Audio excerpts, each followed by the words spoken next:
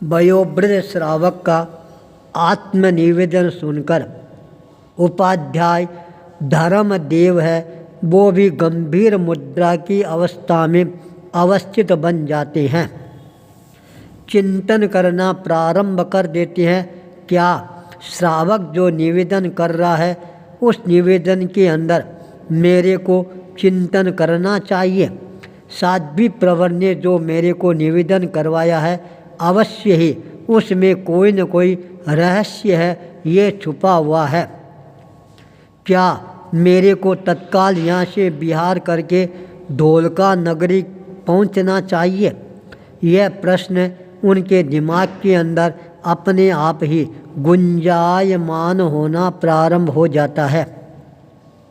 तत्काल उपाध्याय प्रवर ने अपने सभी संतों को अपने पास के अंदर आने का आह्वान किया। सारे संत जब नज़दीक आ जाते हैं तब आचार्य प्रवर ने कहा, अब मेरे मन के अंदर भावना जागृत हो रही है, एक बार अब अपन यहाँ से विहार कर दें। यह बात सुनते ही सारे संत है चौकन्ने बन जाते हैं और निवेदन करते हैं, उपाध्याय प्रवर आपने तो पहले ये कहा था लंबे समय तक यहाँ प्रवास करना है, अब आप इतनी जल्दी शीघ्रता के साथ विहार करने की भावना अभिव्यक्त कर रही हैं, इसके पीछे मुख्य कारण और उद्देश्य क्या है?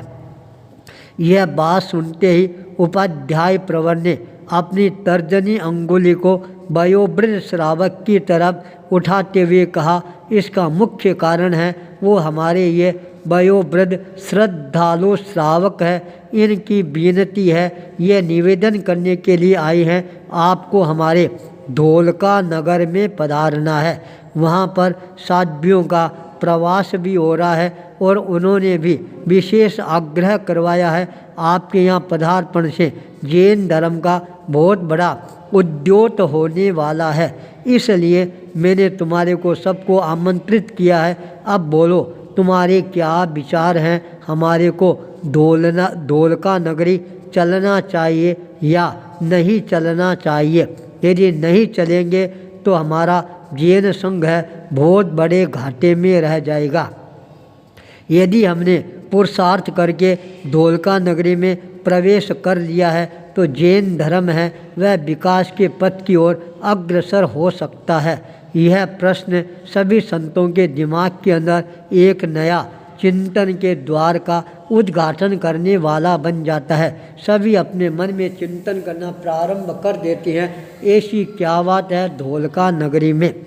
उपाध्याय प्रवर ने मर्म का उद्घाटन करते हुए कहा, वहाँ पर एक बालक है जिसका नाम है सोमचंद्र और वो वहाँ का जो मंत्री है बाछक शाह उसका सुपुत्र है, बाहड़ देवी का अंग जात है। उस बालक के शरीर को देखकर, शुभ लक्षणों को देखकर साध्वी प्रवर ने यह मेरे से आग्रह और निवेदन करवाया है, आपका यदि धोलका नगरी में पदार्पण हो, इस बालक के माध्यम से जैन धर्म का बहुत बड़ा प्रभाव है, सारे संसार को प्रभावित करने वाला बन सकता है, इसलिए मेरा मन धोलका नगरी की ओर विहार करने का हो रहा है। यह बात सुनते ही सभी संतों ने एक स्वर के अंदर निवेदन किया है, गुरुदेव जब आपका मन हो गया है फिर आपको विहार करने में देरी नहीं करवानी चाहिए। यदि आप कल विहार करवाते हो तो आज ही विहार करा देना चाहिए। आज विहार करने की भावना है, अभी आपको तैयारी करके विहार कर देना ही चाहिए। संतों का यह नम्र निवेदन सुनकर उपाध्याय धर्मदेव की आंखों के अंदर भी एक नई ज्योति है वह प्रकट होनी प्रारंभ हो जाती है। वयोवृद्ध श्रावक कभी उपाध्याय प्रवर को देखता है, कभी संतों को देखता है और मन में विचार करना प्रारंभ कर देता है, देखो सबके मन के अंदर धोलका नगरी और सोमचंद्र के प्रति किस तरह से भावनाएं जागृत हो रही है। श्रावक दोनों हाथ जोड़ लेता है और निवेदन करता है, उपाध्याय प्रवर यदि आप धोलका नगरी की तरफ विहार करवाते हो तो रास्ते की सेवा की जिम्मेवारी मैं स्वयं अपने कंधों पर वहन करने के लिए तैयार हूँ। आप कोई प्रकार की चिंता और फिक्र मत करवाना।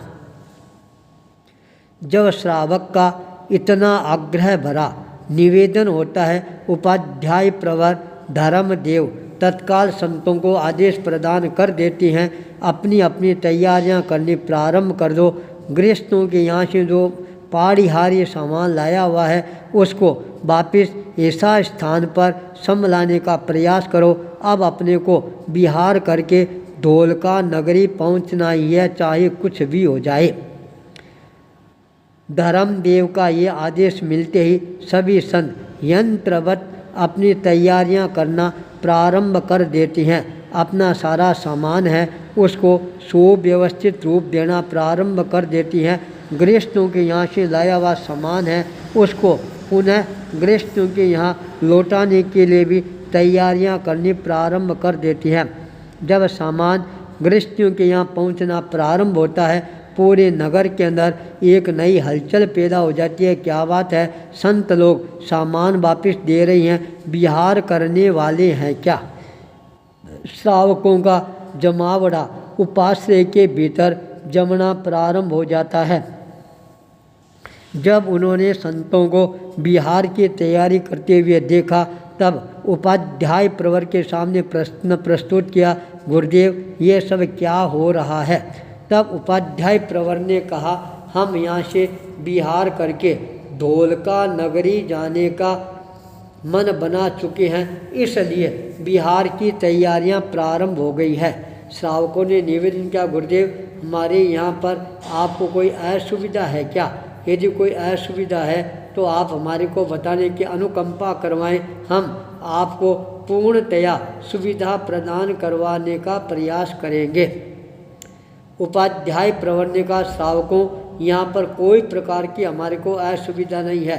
तुम्हारे जैसे श्रद्धावान, भक्तिवान, समर्पणवान, दानवीर श्रावक है, फिर हमारे को क्या असुविधा हो सकती है। तुम्हारी असुविधा नहीं, जैन धर्म की प्रभावना के लिए हम एक बार धोलका नगरी जाना चाहते हैं। वहाँ का कार्य परिसंपन्न होने के पश्चात तुम्हारी भावनाओं को भी हम और ज़्यादा प्रवर्धमान बनाने का प्रयास करेंगे, पर एक बार तो हमारे को यहाँ से विहार करना ही होगा। उपाध्याय प्रवर का यह संकेत श्रावक समाज के भी समझ में आना प्रारंभ हो जाता है। अवश्य ही गुरुदेव वहाँ पर पधार रही हैं तो कोई न कोई इनके हाथों से नया कार्य है वह संपादित होने वाला है। इसलिए श्रावक समाज है वह भी ज़्यादा आग्रह नहीं करता है और मंगल भावनाओं के साथ उपाध्याय प्रवर को संत मंडली के साथ विदा देने के लिए अपनी अपनी तैयारियां हैं वो भी करना प्रारंभ कर देते हैं। धोलका नगरी से आया हुआ श्रावक है वह आज परम प्रसन्नता की अनुभूति करना प्रारंभ कर देता है। मेरा निवेदन उपाध्याय प्रवर ने स्वीकार कर लिया है। अब धोलका नगरी के पुण्य का उदय है वह आ गया है। उपाध्याय प्रवर जब सभी संत अपनी तैयारी के साथ सामने आकर खड़े हो जाती हैं तब अपने चरणों को धोलका नगरी की तरफ गतिशील बनाना प्रारंभ कर देती हैं। नगर के सारे श्रावक और श्राविकाएं उपाध्याय प्रवर को विदाई देने के लिए उपस्थित हो जाती हैं। गांव बाहर तक पहुंचता है, वहां पर उपाध्याय प्रवर के मुखारबिंद से मंगल पाठ का श्रवण करती हैं। पुनः निवेदन करते हैं, गुरुदेव आप महती कृपा करके धोलका नगरी का प्रवाह संपन्न होने के पश्चात पुनः हमारे नगर को पावन और पवित्र बनाने की अनुकंपा करवाना। उपाध्याय प्रवर सबकी श्रद्धा को स्वीकार करते हुए अपना दायां हाथ ऊपर उठाकर सबको आशीर्वाद प्रदान करके धोलका नगरी की तरफ अपने चरणों को गतिशील बनाना प्रारंभ कर देते हैं।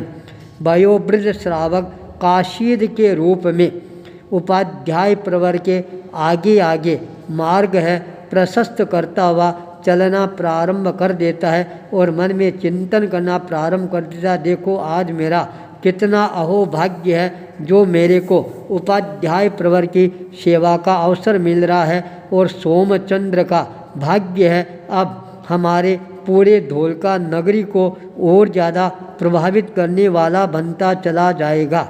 आचार्य भूपेंद्र।